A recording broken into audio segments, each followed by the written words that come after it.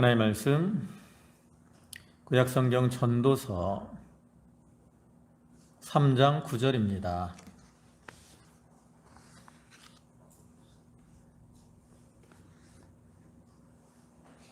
전도서 3장 9절부터 15절까지 말씀입니다.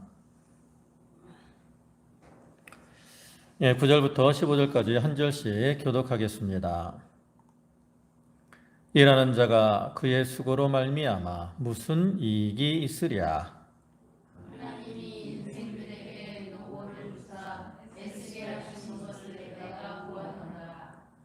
하나님이 모든 것을 지으시되 때를 따라 아름답게 하셨고 또 사람들에게는 영원을 사모하는 마음을 주셨느니라. 그러나 하나님이 하시는 일의 시종을 사람으로 측량할 수 없게 하셨도다. 사람들이 사는 동안에 주와 선행할 것보다 더 나아질 수 없는 줄 내가 알았고, 사람마다 먹고 마시는 것과 수고함으로 낙을 누리는 그것이 하나님의 선물인 줄도 또한 알았도다. 하나님께서 행하시는 모든 것은 영원히 있을 것이라. 그 위에 더할 수 없고 그것에서 덜 할 수 없나니 하나님이 여전히 행하심은 사람들의 길 앞에서 경외하게 하려 하신 것을 내가 알았도다. 15절은 다 같이 봅니다. 이제 있는 것이 옛적에 있었고 장래에 있을 것도 옛적에 있었나니 하나님은 이미 지나간 것을 다시 찾으시느니라. 아멘. 우리가 이제 전도서 말씀을 살펴보고 있는데요. 앞에 말씀 즉 1절부터 8절까지의 말씀에서는 하나님께서 온 우주 만물에 대한 절대적인 주권을 가지고 계시는 것과 그런 하나님의 주권적인 섭리가 우리 인간의 개개인의 삶 속에도 적용되고 있음을 밝혔는데, 그것을 통해서 이제 스스로 정하신 목적과 계획을 가지고 온 우주를 섭리하시는 하나님을 떠나 행하는 인간의 모든 수고와 노력은 결국 무가치할 수밖에 없다라는 사실을 증거를 했습니다. 그리고 이제 이어지는 본문에서는 그 영원 절대자이신 하나님께서 행하시는 섭리는 그 유한한 인간의 사고를 초월한 것임을 강조하면서 그러한 하나님의 섭리에 온전히 순복하며 또 하나님을 경외하는 것이 이 유한한 우리 인간들이 지녀야 될 삶의 자세임을 밝히고 있어요. 그리고 이를 통해서 이제 하나님과 교통함을 통해서 인생의 허물을 극복해 나가야 될 것을 교훈하고 있는 거죠. 여기서 전도자는 우리 인간들은 다 유한한 그러한 존재라는 것을 전제하면서 그러한 자들이지만 영원한 절대자이신 하나님을 의지할 때 하나님이 허락하시는 영원한 삶에 참여할 수 있음을 증거하고 있고요. 그리고 그를 통해서 우리 성도들로 하여금 이 세상의 것을 의지하지 말고 하나님을 의지하며 살아라, 이와 같이 교훈을 하고 있는 겁니다. 보통 세상 사람들은 어떤 것을 의지하며 살아갑니까? 눈에 보이는 것을 의지하고 거기에 소망을 두고 살아갑니다. 그러나 앞에서 우리가 살펴본 것과 같이 이 세상의 것들은 다 헛된 것이고 잠깐 있다가 사라질 것에 불과한 것이죠. 그래서 우리는 이러한 하나님의 백성인 우리 성도들은 이렇게 잠깐 있다가 사라질 그러한 세상의 것에 소망을 두지 말고 하나님이 우리에게 주신 그 마음, 영혼을 사모하는 그러한 마음을 줬기 때문에 영원한 것을 사모하고 거기에 소망을 두고 그것을 위해서 힘을 쓰고 노력하며 살아가는 그러한 성도들이 되어야 되는 겁니다. 이제 본문을 보시면 9절에 일하는 자가 그의 수고로 말미암아 무슨 이익이 있으랴. 앞에서 2절부터 8절까지 그 14개의 대꾸를 통해서 그 사람의 범사에 다 때가 있다라고 말을 했는데, 이렇게 모든 것이 하나님의 주권과 섭리를 따라 이루어지는데, 그러한 하나님의 주권과 섭리를 인정하지 않고 자신의 의지나 또 능력, 이런 것으로 세상의 낙을 누리려고 하는 그러한 사람들의 시도는 일시적으로는 성취되는 것 같아요. 잘 되는 것처럼 보일 때가 있습니다. 그럴지라도 그것이 인생에게 참된 어떤 만족을 주지는 못한다는 거예요. 그래서 이 땅에서 이렇게 수고를 많이 하고 노력을 하지만 그것은 아까도 얘기했지만 잠깐 있다가 사라지는 헛된 것에 불과한데, 그러한 것이 무슨 유익이 있겠느냐? 아무런 유익이 없다라고 말을 하는 거죠. 그러면서 이제 10절에서 뭐라 그래요? 하나님이 인생들에게 노고를 주사 애쓰게 하신 것을 내가 보았노라. 이렇게 인생의 수고 이런 것들이 유익이 없는데 하나님께서는 그럼에도 불구하고 인생들에게 뭘 주셨어요? 노고를 주셨어요. 그리고 또 애쓰며 살아가도록 하셨다라는 거죠. 이 말은 참으로 우리 인간들을 어떠한 이 힘으로는 극복할 수 없는 그러한 과제, 즉 인간이 왜 이 세상에서 수고와 고통을 겪어야 되는가라는 물음에 대해서 어떤 신본주의적 관점에서 해답을 우리에게 제시하는 거죠. 그럼 우리가 왜 이 땅에서 수고하고 살아가게 됐습니까? 하나님의 뜻이라는 거죠. 그래서 우리가 그것을 성경에서 찾아볼 수 있는데, 창세기 3장을 오면 이제 아담과 하와가 범죄한 이후에 하나님께서 아담에게 주시는 말씀이 있죠. 하나님께서 아담에게 수고하여야 먹고 살도록 하셨다라는 거예요. 그리고 그 이후에 모든 인류들은 다 범죄 아래에서 살아가기 때문에 그 결과로 우리는 수고하며 애쓰며 살아갈 수밖에 없는 거예요. 근데 그렇게 수고하며 애쓰는 것이 누구의 뜻이다? 하나님의 뜻이다라는 거예요. 또 창세기 3장 19절을 보면 내가 얼굴에 땀을 흘려야 식물을 먹고 필경은 흙으로 돌아가리니 그 속에서 내가 취함을 입었음이라. 내가 흙이니 흙으로 돌아갈 것이니라 하시니라. 이렇게 범죄한 인간에게 하나님 뭐라고 하셨어요? 내 얼굴에 땀을 흘려야 식물을 먹고, 네가 땀을 흘리고 수고해야 먹고 살 수 있다 라는 거죠. 그러니까 이렇게 인생으로 수고하는 거, 이것이 다 하나님의 주권과 섭리를 따라 우리 인생들에게 주어진 겁니다. 보통은 앞에서 이제 전도자가 세상의 것이 헛되고 또 세상에서 수고하는 것이 헛되다라고 말을 했기 때문에, 그러면 그러한 헛된 수고와 노력은 하지 않아도 되는 것이 아니냐, 이렇게 생각을 할 수도 있는 거예요.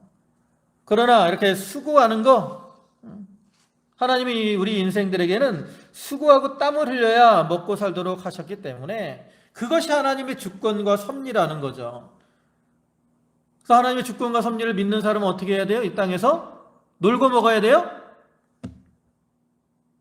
아니라는 거죠. 수고와 노력을 아끼지 말아야 된다는 거예요. 그리고 이러한 모습은 특별히 믿는 일에 대해서 우리가 더 열심을 내야 됩니다. 하나님께서 우리에게 세상 가운데서 수고하게 하신 것처럼 또한 하나님의 일에도 수고하게 하셨고, 그를 통해서 하나님의 나라와 의를 이루어 나가도록 하셨습니다. 그래서 우리 이 세상을 살아가면서 세상적으로도 자기에게 주어진 일에 있어서 수고와 노력을 많이 해야 돼요. 그리고 또한 믿는 일에도 수고와 노력을 많이 해야 됩니다. 요즘은 청년들 보면 힘든 일들을 안 하고 그래요. 3D 업종, 그죠? 청년들은 일자리가 없다라고 말을 하는데 막상 공장이나 이런 데서는 일할 사람이 없다라고 말을 하잖아요. 편한 일만을 하려고 많이 추구를 합니다. 물론 능력이 되면 편한 일을 할 수도 있죠. 우리나라는 이 교육이 인플레가 돼 있어요. 대부분 학생들이 다 대학을 나오다 보니까 그냥 뭐 공장 가서 하는 이러한 일들을 잘 안 하려고 하는 그러한 경향들이 많이 있죠. 그러나 그렇다고 해서 일도 안 하고 집에서 그냥 놀고 먹고 부모 등골이나 빼먹고 이렇게 사는 것은 하나님의 뜻에 합당하지 않은 거예요. 자기가 어떤 자리에 있든지 그 자리에서 수고와 노력을 아끼지 말아야 됩니다. 최선을 다해 살아가야 돼요. 그것이 하나님의 주권에 순복하는 그러한 삶인 거죠. 또 11절에는 하나님이 모든 것을 지으시되 때를 따라 아름답게 하셨고 또 사람들에게는 영원을 사모하는 마음을 주셨느니라. 그러나 하나님이 하시는 일의 시정을 사람으로 측량할 수 없게 하셨도다. 여기 보면 하나님이 모든 것을 지으시되 때를 따라 아름답게 하셨다. 여기서 모든 것은 세상의 만물들을 다 가리킨다라고도 할 수 있지만 여기서는 이제 그 범위를 좁혀서 인생들에게 주신 노고를 이렇게 가리키는 것으로 볼 수 있습니다. 자, 참으로 하나님께서 천지 만물을 창조하실 때 이 세상의 모든 것들은 어떻게 창조됐어요? 완벽하고 아름답게 창조됐습니다. 그래서 하나님이 천지 만물을 창조하실 때마다 나오는 표현이 있죠. 창세기 1장과 보면 하나님의 천지 만물 첫째 날 빛을 창조하셨어요. 그리고 뭐라 그랬어요? 그 빛이 하나님 보시기에 좋았더라. 그죠? 하나님 보시기에 좋았다 그랬어요. 여러분, 내가 보기에 좋아도 좋은 건데 나보다 더 그 완벽하신 하나님께서 보실 때 좋았다라는 그 말은 그것이 부족한 게 있다라는 거예요, 없다라는 거예요? 없다라는 거죠. 여러분, 어떤 그림이 있어요. 그림이 있는데 저희는 그냥 그림 보면 잘 몰라요. 그죠? 어떤 그림 보면 추상화 같은 거 보면 이게 뭔 그림인지 모를 때가 있다고. 근데 전문가들은 보면 그걸 이제 보고 그림이 어떻다 막 이렇게 하고 어떤 그림들은 몇백억이 넘어가기도 하잖아요. 전문가들이 볼 때 그것이 좋은 거죠. 우리보단 그 사람들의 눈이 더 정확해요. 근데 우리 인간들보다 누구의 눈이 더 정확해요? 하나님의 눈이 더 정확하다고. 근데 하나님이 보실 때 보시기에 좋았다라는 것은 하나님이 만드신 모든 것들이 다 완벽하고 아름답게 창조되었다라는 것을 보여주죠. 그런데 이렇게 아름답게 창조되었던 만물들이 아담의 범죄 이후로 저주를 받습니다. 그래서 땅에서 뭐가 나요? 가시와 엉겅퀴가 나요. 여기 풀밭. 요즘 농사 지을 때 제일 힘든 게 뭐예요? 풀 뽑는 거죠. 풀 뽑는 거. 풀 뽑는 거 참 힘듭니다. 저희도 조그만 텃밭을 하는데 그것도 저희는 풀 뽑기 힘들어서 고생을 할 때가 많은데 많은 이 농사를 짓는 분들은 그 풀 때문에 참 많은 수고를 하잖아요. 그래서 이 인간의 범죄 이후로 땅이 저주를 받은 거예요. 그래서 땅에서 가시와 엉겅퀴를 낳습니다. 그 외의 모든 만물들도 저주를 받았어요. 그래서 완벽하고 아름다웠던 이 만물들이 이제 인간들에게 뭐의 근원이 됐어요? 수고와 노고의 근원이 됐다라는 거죠. 그래서 그 가운데 살아가는 인간들에게 일어나는 모든 일들, 특별히 우리 인간들의 고통을 주는 이러한 사건들은 하나님의 계획을 알지 못하는 우리들에게는 그 일이 뭐가 돼요? 노고와 고통이 되는 거예요. 그러나 그것이 하나님의 전체적인 경륜에 볼 때는 우리에게는 그것이 고생이고 노고인데 하나님의 그 경륜, 하나님의 섭리 가운데서 볼 때는 그것이 아름다운 거라는 거예요. 아름다운 거. 그러니까 하나님은 그 아름다움을 위해서 그 일들을 우리에게 주셨다라는 거죠. 그래서 예를 들면 요셉의 경우를 살펴보겠습니다. 요셉이 형들에 의해서 애굽의 노예로 팔려갔어요. 또 보디발의 집에서 참 열심히 일을 했는데 보디발의 아내가 거짓말로 고발해가지고 옥에 갇혔습니다. 이러한 일들이 요셉의 입장에서 보면 그 일이 좋은 일 같아요? 나쁜 일 같아요? 고생이잖아요. 그죠? 안 그래도 될 고생을 하는 거야. 형들에 의해서 팔려서 애굽의 종으로 사니 얼마나 고생이 됩니까? 또 억울하게 옥에 갇혀 있으니 얼마나 고생이 돼요. 그런 것들이 다 요셉에게는 요셉의 입장에서 보면 그것이 고생이고 근심이 되는 거죠. 근데 하나님은 그 일을 통해서 요셉을 애굽의 총리로 세우셨고 또 그를 이용해서 애굽의 백성들과 야곱의 그 자손들을 구원하는 그러한 일들을 이루어 나가셨어요. 그렇기 때문에 결과적으로 볼 때는 그 일들이 요셉의 입장에서는 수고와 노고에 해당하는 일이었지만 결과적으로 볼 때는 그것이 아름다운 일이 된 겁니다. 그래서 요셉은 그걸 깨달았기 때문에 이제 이렇게 말을 하죠. 창세기 50장 19절 오면 요셉이 그들에게 이르되 두려워하지 마소서 내가 하나님을 대신하리이까 당신들은 나를 해하려 하였으나 하나님은 그것을 선으로 바꾸사 오늘과 같이 많은 백성의 생명을 구원하게 하시려 하셨나니 당신들은 두려워하지 마소서. 요셉은 자기가 이렇게 형들에 의해서 팔리고 고생한 것을 하나님이 무엇으로 바꿨다라고 말씀해요? 선으로 바꾸셨다라고 말합니다. 선으로 바꾸셨다. 그래서 로마서 8장 28절 오면 우리가 알거니와 하나님을 사랑하는 자 곧 그 뜻대로 부르심을 입은 자들에게는 모든 것이 합력하여 선을 이루느니라 라고 말씀을 하죠. 우리가 이 인생 가운데 여러 가지 고난을 당하고 어려움을 만날지라도 그 가운데서 믿음으로 우리가 합력하고 나가면 하나님은 그것을 통해서 선을 이루심으로 그러한 일들을 아름답게 해 나가시는 겁니다. 그리고 또 여기서 때를 따라 아름답게 하셨다라는 말은 이 세상 만물들이 하나님의 구원 운동에 쓰여질 때 아름답게 된다라는 그러한 의미를 가지고 있어요. 이 세상의 것들은 다 헛된 것이고 썩어질 것이고 변화해질 것이고 없어질 것이지만 그럴지라도 그것이 하나님의 뜻에 맞게 사용이 되면 다 아름다운 겁니다. 그래서 우리가 이 세상도 가고 정력도 가고 사람들도 다 가지만 뭐만 남아요? 하나님 앞에 바로 쓰임받은 사람, 또 하나님 앞에 바로 쓰임받은 거, 하나님을 위해 수고한 그러한 노력, 이런 것들이 남는 것이고 그것이 하나님 보시기에 아름답게 남는 거예요. 그래서 우리는 이렇게 참 하나님의 이러한 뜻을 기억하고 그의 나라와 그의 의를 이루는 일에 협력하고 또 그의 이용됨으로 하나님 앞에 아름다운 모습으로 인정받는 그러한 자들이 되어야 되는 거죠.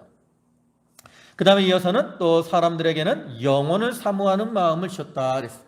여기 영혼이라는 것은 하나님이 가지신 그 비공유적 속성 가운데 무한성을 가리키는 것인데 하나님께서 우리 인간들이 그러한 영혼을 사모하며 누릴 수 있도록 해주셨다는 거예요. 원래 우리 인간들은 다 유한한 존재입니다. 유한한 존재인데 하나님께서는 우리에게 그 하나님의 우리에게 그 영혼을 주심으로 하나님과 교제할 수 있는 그러한 존재로 창조하셨고 또한 영혼에 대한 지식을 가지고 영혼을 사모하며 살아갈 수 있도록 해주신 거예요. 그래서 우리가 이렇게 영혼을 사모하는 거 이것은 하나님께서 우리에게 특별히 주신 그러한 선물입니다. 여러분 짐승들 가운데 영혼을 사모하는 짐승이 있는 것 같아요? 그렇지 않아요.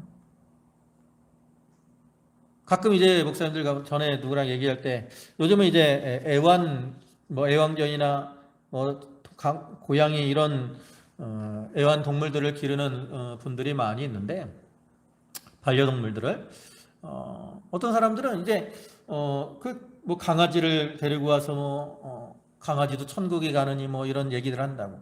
근데 강아지는 천국에 가지 않아요. 영혼이 없어요. 그러니까 우리가 그런 면에서 오해를 하면 안 됩니다. 우리가 이 강아지나 이런 고양이들을 사랑하고 이 세상에서 아끼고 이렇게 사는 거는 상관이 없어요.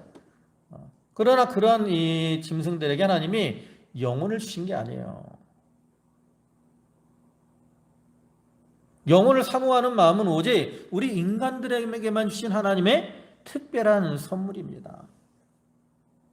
사실 하나님께서 우리가 이 땅에서 이 수고하고 괴로움을 수고와 노고를 주신 목적도 영혼을 사모하며 영원한 하늘나라를 이루어 나가라고 하신 거예요. 우리가 이 세상에서 너무 편안하게 살잖아요. 그럼 어떻게 돼요? 방종하고 하나님을 떠나는 경우가 많아요. 우리가 그런 모습을 구약시대 이스라엘 백성의 예에서 많이 볼 수 있죠. 우리가 이제 새벽 예배 시간에 사사기를 계속 배우고 있는데, 사사기의 특징이 뭐예요? 죄의 순환이잖아요. 죄의 악순환. 그들이 평안할 때는 어떻게 돼요? 하나님을 떠나서 우상을 섬기고 악을 행합니다. 그러다가 이제 하나님의 징계가 임하니까, 또 징계 가운데 회개하고 하나님 앞에 부르짖을 때 하나님이 사사를 통해서 그들을 구원해 주시는데, 그러면 또 그들이 사사시대에 평안하면 또 그 이후에 사사가 죽은 이후에 또 죄악 가운데 행한다. 그러한 모습은 인간들이 전적으로 부패했기 때문에 그래요. 아담의 범죄 이후로 인간들은 다 부패했기 때문에 평안하면 어떻게 돼요? 하나님을 떠나는 경우가 많아요. 인간의 속성 그거 있잖아요. 서면 앉고 싶고, 앉으면 눕고 싶고, 누우면 자고 싶고. 그것이 인간의 보통 성품이거든요. 그래서 하나님이 이렇게 평안하면, 잘하면 하나님의 평안을 누리며 살게 할 텐데, 이것들이 평안하니까 자꾸 하나님을 떠난다라는 거죠. 그렇기 때문에 하나님은 환난과 그 노고를 통해서 이러한 의지하던 세상의 것들을 끊어버림으로써 이제 하나님을 찾고 또 하나님을 의지하고 영혼을 사모하게 하신 겁니다. 그리고 하나님은 우리가 영혼을 사모하도록 하시기 위해서 우리의 환경들을 자꾸 바꿔나가요. 그래서 앞에 보면 죽을 때가 있고, 뭐 치료할 때가 있고, 또 헐 때가 있고, 세울 때가 있고, 또 사랑할 때가 있고, 또 뭐 미워할 때도 있고, 또 전쟁할 때가 있고, 평화할 때도 있고, 이런 여러 가지 환경들이 있는데, 이러한 환경들을 통해서 하나님은 이 세상의 것들이 헛되고 하나님의 일을 한 것만 유익으로 남는다는 것을 깨닫게 하셔서 이제 하나님 나라를 사모하도록 하신다라는 거죠. 그래서 우리는 하나님이 나에게 주신 이 영혼을 사모하는 마음, 이것을 귀히 여기고 우리가 세상 것에 소망을 두고 사는 것이 아니라 좀 더 영원한 하늘나라의 것, 신령한 것, 여기에 소망을 두고 살아가야 됩니다.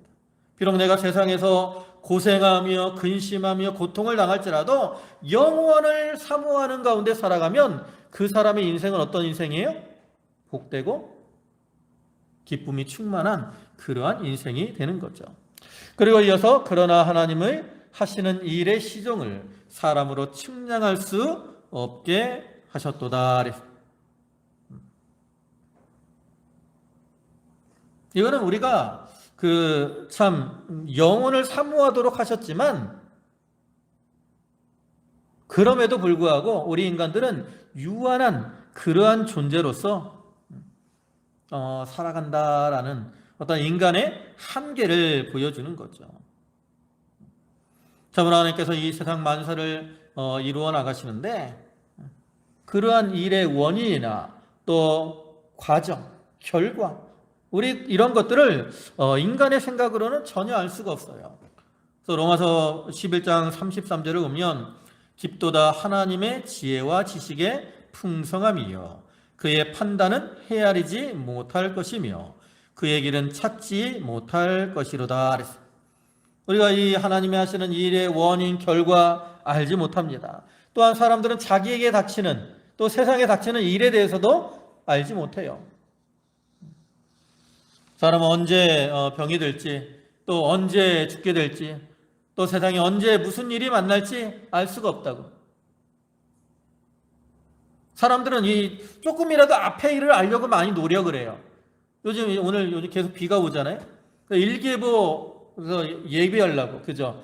언제 비가 오고 날씨가 어떤가, 뭐 일주일 날씨 이런 것들을 미리 예측을 하려고 어떻게 해요? 돈을 많이 드립니다. 슈퍼컴퓨터를 사고, 기상 조건들을 이렇게 파악을 해가지고 날씨가 어떨 것이다 라고 예보를 하죠. 근데 이 예보들이 다 맞나요? 잘 안 맞아요. 뭐 맞을 때도 있지만 잘 안 맞을 때도 많다고. 뭐 이런 날씨 같은 것도 잘 안 맞아요. 그 외에 우리의 삶 속에서 일어나는 일들도 우리는 몰라요. 전창희 집사님 지난주에 그 콤바인이 이제 뒤집혀서 큰 사고가 났는데 그 낮 동안 별을 베면서 이렇게 일을 하다가 끝날 때쯤에 그런 일이 일어날 거라고 누가 상상이나 합니까? 모른다고. 알면 다 준비하겠죠. 근데 몰라요. 특별히 우리 인간들은 무슨 일에 대해서 모르느냐? 주님의 재림의 때와 심판에 대해서는 전혀 알 수가 없죠. 그래서 마태복음 24장 36절 보면 그러나 그날과 그때는 아무도 모르나니 하늘의 천사들도 아들도 모르고 오직 아버지만 아시느니라.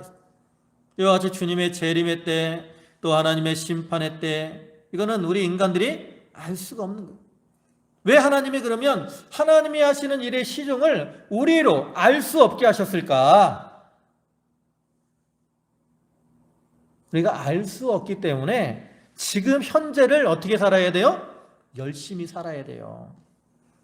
내가 뒤의 일들을 만약에 다 안다, 그럼 굳이 열심히 안 살아도 돼요. 여러분 토요일마다 뭘 추첨하죠? 로또를 추첨을 해요. 그죠? 사람들 로또 사가지고 로또 됐으면 하고 이제 막 기대를 한다. 근데 로또가 딱 추첨되는 번호랑 이걸 다 알아. 그럼 뭐 세상에서 열심히 할 필요 있나요? 매일 로또 하나 사가지고 체크하고 돈 받아서 살면 되지. 그 외에도 우리는 장래일에 대해서 전혀 알지 못합니다. 알지 못하기 때문에 이 한순간 한순간을 어떻게 살아야 돼요? 열심히 살아가야 돼요. 특별히 주님의 재림의 때가 언제 임할지 우리가 알지 못하기 때문에 우리는 늘 주님을 재림을 고대하면서 주님을 영접할 이러한 준비를 하며 살아가야 되는 거죠. 언제 주님이 오시더라도 기쁘게 주님을 영접할 수 있도록 항상 믿음으로 준비하고 또 하나님의 뜻에 맞도록 살아가는 그러한 자들이 돼야 되는 거예요. 하나님은 우리에게 영혼을 사모하는 마음을 주신 동시에 하나님의 일을 이렇게 하시는 일의 시정을 우리로 측량할 수 없게 하신 것은 영혼을 사모하는 가운데 현재의 삶을 어떻게 살라고? 최선을 다해서 열심히 살으라고. 특별히 믿는 일에 있어서 최선을 다하고 열심히 살라고 하나님이 이렇게 하신 거예요. 그 다음에 또 12절에는 사람들이 사는 동안에 기뻐하며 선을 행하는 것보다 더 나은 것이 없는 줄을 내가 알았고.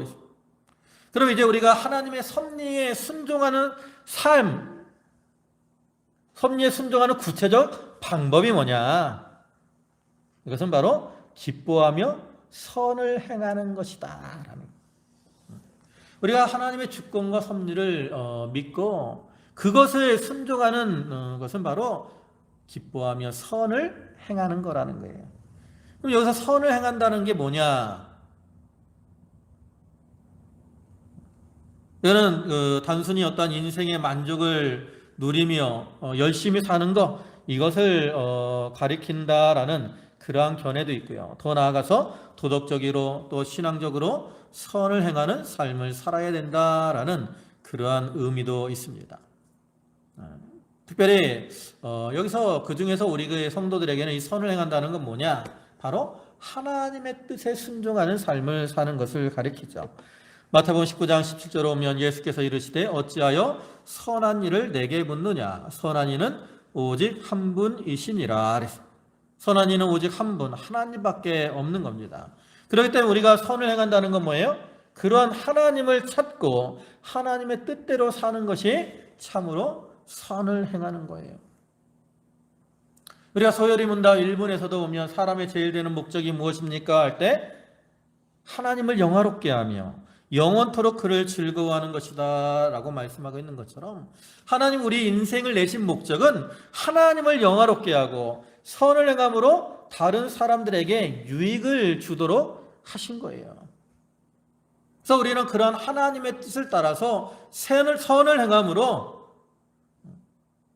선을 행하고 나가는 거, 이것이 참으로 가치가 있는 것이고 그것보다 나은 것이 없는 거예요. 왜냐하면 우리가 선을 행했을 때 하나님이 그러한 자를 기뻐하시고 우리가 선을 행하고 나아갔을 때 장차 하나님 앞에 칭찬과 상급을 받게 되는 것이죠. 그래서 기뻐하며 선을 행하는 것보다 더 나은 것이 없다라고 전도자는 말을 하고 있는 겁니다. 그리고 13절에 사람마다 먹고 마시는 것과 수고함으로 낙을 누리는 그것이 하나님의 선물인 줄도 또한 알았도다. 여기서 이제 먹고 마시는 것, 수고함으로 낙을 누리는 것이 하나님의 선물이다라고 말을 하는데, 여기서 먹고 마시는 것, 또 수고하며 낙을 누리는 것, 이거는 그 인간이 행하는 가장 일상적이고 또 평범한 일을 가리키는 거예요. 그런데 앞에서 전도자는 이러한 일상적이고 평범한 일에 대해서 뭐라고 했냐면 그것들이 다 헛된 것이다라고 말을 했어요. 전도서 1장 3절을 보면 해 아래서 수고하는 모든 수고가 사람에게 무엇이 유익한가. 또 2장 11절에서도 그 후에 내가 생각해 본즉 내 손으로 한 모든 일과 내가 수고한 모든 것이 헛되어 바람을 잡는 것이며 해 아래에서 무익한 것이로다. 이와 같이 일상생활에서 먹고 마시고 수고하는 것이 다 헛된 것이라고 말을 했던 전도자가 여기서는 먹고 마시는 것, 수고하며 낙을 누리는 것, 수고함으로 낙을 누릴 수 있다라고 말을 하는데, 이것은 그 어떤 그 근본, 그 근거가 다르기 때문에 그래요. 앞에서 이 세상에 사는 모든 일들이 다 헛되다라고 말을 하는 것은 주권자이신 하나님을 떠나서 자기 생각대로, 자기의 의지대로 하는 수고와 노력, 이런 것들이 헛되다는 것이고요. 여기서 이런 것들이 하나님의 선물이다라고 말을 하는 것은 하나님의 주권과 섭리를 이해하는 가운데 이제 그의 순응해서 수고하고 노력하며 살아가는 이러한 것들이 기쁨을 주는 그러한 것이 된다라고 말을 하는 거예요.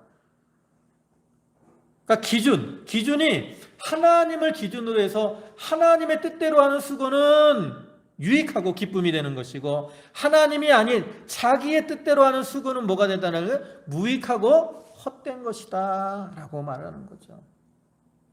앞에서도 우리가 수고하고 노력하게 하신 것이 누구의 뜻이라 그랬어요? 하나님의 뜻이라 그랬잖아요. 거의 10절에 보면 하나님이 인생들에게 노고를 주사 애쓰게 하셨다 그랬어요. 하나님이 이렇게 인생들에게 수고하고 애쓰게 하셨는데 그 이유를 여기서 말하는 거죠. 그를 통해서 수고함으로 낙을 누리도록 하기 위해서. 그러니까 하나님의 주권과 섭리를 깨닫고 우리가 수고하고 노력하면 그를 통해서 낙을 누리게 되는 거예요. 그러니까 아까도 얘기했지만 우리 인생들은 이 땅에서 놀고 먹으려고 하면 안 되고 힘쓰고 애쓰며 나가야 된다는 거죠. 특별히 믿는 일에 대해서 수고하며 애를 쓰므로 그 가운데서 낙을 누리며 살아가야 돼요. 바울은 골로새서 1장 24절에서 이렇게 고백을 합니다. 나는 이제 너희를 위하여 받는 괴로움을 기뻐하고 그랬습니다. 이 골로새 교인들을 위해서 수고와 노력을 많이 하는데 그로 인해 괴로움을 당할지라도 그것이 하나님의 주권과 섭리를 따라 하나님의 뜻대로 행하는 것임을 깨달았기 때문에 그 가운데서 기뻐한다라고 고백을 하는 거죠. 그래서 우리도 이런 바울의 고백처럼 하나님을 위해서 일하는 모든 수고와 노력, 이런 것들은 우리에게 낙이 되는 거예요. 또 하나님이 우리에게 선물로 주시는 겁니다. 그것을 깨달을 때 우리가 어떠한 수고, 어떠한 고생, 고난 이런 것들이 닥쳐오더라도 기쁨 가운데 그러한 일들을 잘 감당해 나아갈 수가 있는 거죠. 그다음 14절에는 하나님께서 행하시는 것은 영원히 있을 것이라 더할 수도 없고 덜할 수도 없나니 하나님이 이같이 행하심은 사람으로 그 앞에서 경외하게 하려 하심인 줄을 내가 알았도다. 여기 하나님이 행하시는 것은 영원히 있을 것이다. 하나님은 영원 전부터 영원토록 계시는 그러한 하나님으로서 하나님께서 계획하시고 또 이루어 나가시는 모든 일들은 영원한 겁니다. 그리고 그런 하나님의 일을 사람이 변동시키거나 가감할 수가 없다라는 거예요. 그래서 앞에 2절부터 8절까지 그 인간의 눈에 일어나는 어떤 평범하고 우연히 일어나는 그러한 일들도 하나님의 그 섭리를 따라 이루어진다라고 말을 했잖아요. 그러니까 그러한 것에 대한 이 섭리의 어떤 절대성, 또 불변성, 영원성을 여기서 강조하고 있는 거죠. 그리고 또 하나님이 그렇게 하시는 이유는 하나님이 이같이 행하심은 사람으로 그 앞에서 경외하게 하려 하심인 줄을 내가 알았다. 이것은 그 하나님이 이루어 나가시는 절대 주권과 섭리에 대한 인간의 반응이 어떠해야 되는가를 보여주는 거죠. 그러니까 하나님이 이루어 나가시는 일들에 대해서 인간들은 어떻게 해야 돼요? 원망과 불평을 하는 것이 아니라 하나님을 경외해야 된다라는 거예요. 그렇게 일을 이루어 나가시는 하나님을 기억하고 하나님을 경외하며 바로 살아가려고 힘을 써야 된다라는 거죠. 이런 말은 그 전도에서 어떤 결론과 같아요. 그래서 전도서 12장 13절을 보면 일의 결국을 다 들었으니 하나님을 경외하고 그의 명령들을 지킬지어다.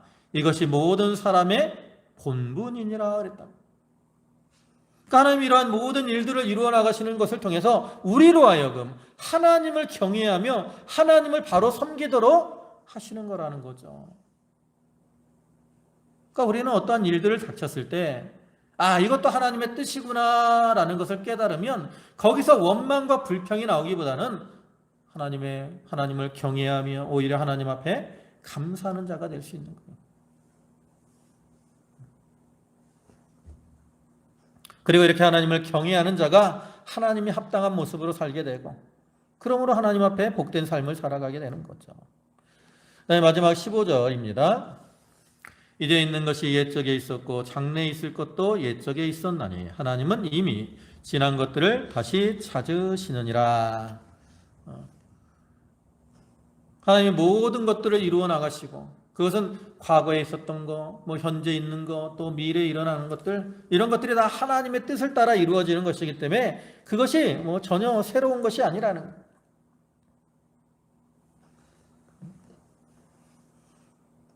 그렇기 때문에 우리는 세상의 것으로는 만족을 얻을 수 없는 것이고 오직 하나님을 의지하는 자만이 인생의 허무와 한계를 극복하고 하나님이 주시는 참된 기쁨과 만족을 누리게 됨을 말하고 있어요.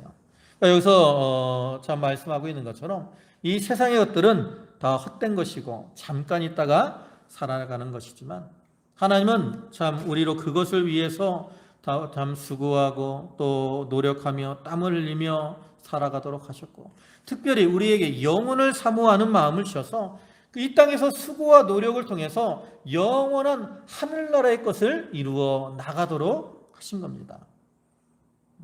그래서 우리는 이렇게 영혼을 사모하는 마음을 주신 그런 하나님의 은혜에 감사하는 가운데 이 땅에서 자기에게 주어진 일들 그 일에 최선을 다하고 수고하고 애쓰며 살아가는 그러한 자들이 되어야 되는 거예요. 그럴 때 우리가 하나님을 기쁘시게 하고 또한 하나님의 뜻을 다 이루어 드릴 수가 있는 거죠. 그래서 우리가 이 말씀을 기억하면서 늘 영혼을 사모하는 그러한 소망 가운데 이 땅에서 충성을 다하고 또 열심을 다하는 그러한 성도들이 다 되시기를 주님의 이름으로 축원합니다. 아멘. 기도하시겠습니다. 만유의 주가 되시고 자비와 사랑과 긍휼이 풍성하신 주님 감사합니다.